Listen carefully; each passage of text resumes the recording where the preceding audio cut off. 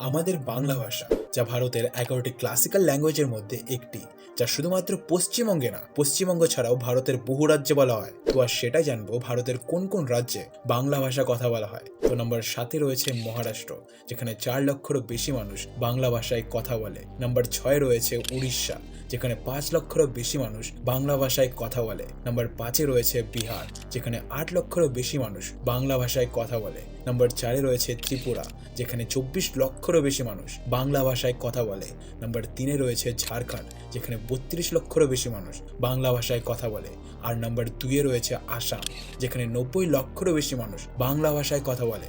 আর সবার প্রথমে রয়েছে আমাদের পশ্চিমবঙ্গ, যেখানে 7 কোটিরও বেশি মানুষ বাংলা ভাষায় কথা বলে। তো ভাবতে পারছো, ভারতে মোট 9 কোটিরও বেশি মানুষ বাংলা ভাষায় কথা বলে।